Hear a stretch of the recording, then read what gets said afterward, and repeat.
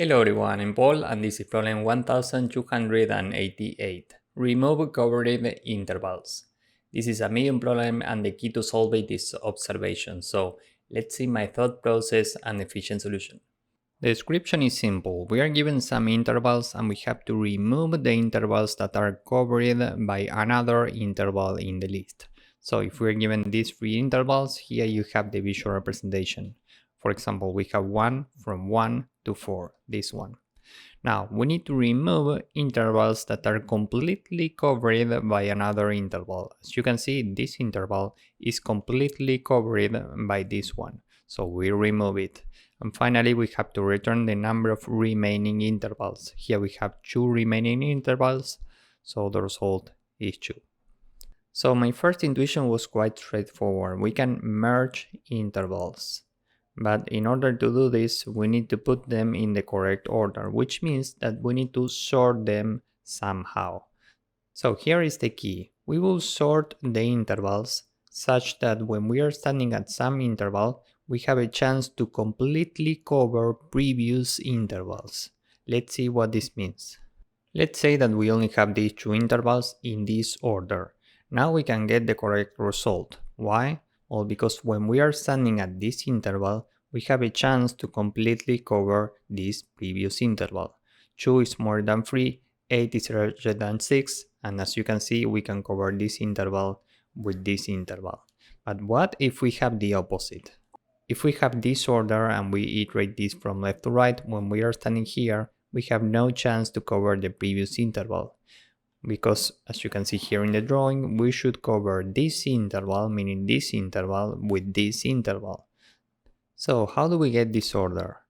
Well, as you can see here in the drawing, if we can cover this interval with this one, that's because the left bound of the current interval is smaller or equal to the left bound of the previous interval, and the right bound is larger or equal to the right bound of the previous interval. We are completely covering the interval. This means that we can sort intervals according to index 1 in ascending order first and then by index 0 in descending order. And once we have intervals in the correct order, we can iterate them from index 1. So we start here. And we will have a stack. Initially we have the first interval, so we have an array with 3, 6. Now we can check while we have something in the stack and we can cover the last interval in the stack with the current interval, we pop the last interval from the stack. In this scenario, 2 is more than 3, 8 is larger than 6, so we can completely cover this interval with this interval, which means that we pop this, and given that the stack is empty, now we are about to move the I pointer, but first we need to add this. Now we can move the I pointer, we are out of bounds, and we need to return the number of remaining intervals, which means the length of the stack. Here we have only one element, so the result is 1. Time complexity for this approach is big O of n log n because of sorting. Remember that this is very important, and space complexity is big O of n because this is required for sorting in Python, and we also need space for the stack. So with this in mind, now let's go with the code. First we can say that n is the length of intervals, and now we can sort them, so intervals dot sort, and we will sort this by index 1 first. So key is equal to lambda x x1, and we are sorting this in ascending order, so we keep it as it is, and then intervals dot sort key is lambda x x0, and this is in descending order, so we can use reverse equals true.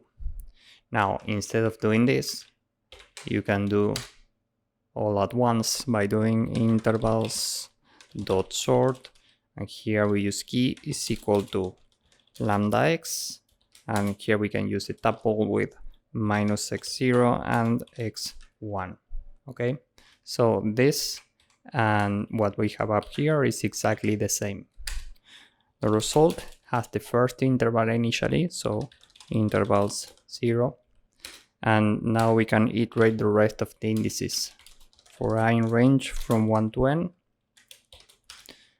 we check while we can completely cover the last interval in the stack, we pop it. So while we have something in the stack and result -1 0 is greater or equal to intervals I0 and result -1 1 is smaller or equal to intervals I1, we can cover the last interval in the stack, so we pop it. And after the while loop down here, result.append the current interval.